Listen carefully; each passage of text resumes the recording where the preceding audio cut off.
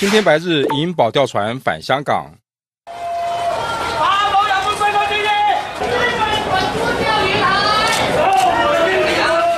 香港保钓船启丰2号昨天下午约2点，插着5星旗和青天白日满地红国旗，终于回到香港，停泊九龙尖沙咀码头。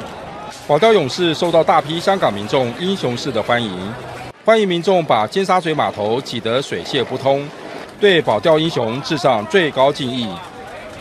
迎接队伍中有人挥舞中国5星旗，也有人挥舞中华民国国旗。民众争相登上启丰2号，感受保钓英雄们乘风破浪保卫钓鱼台的英勇情操。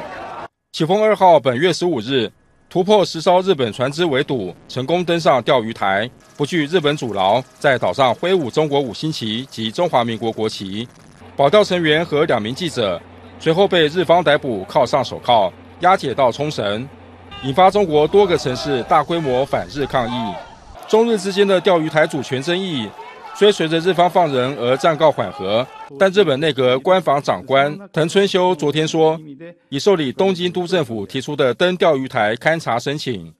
日本警察厅更呛，若中国保钓人士再登钓鱼台，将予起诉，不会再迅速遣送出境。动新闻综合报道。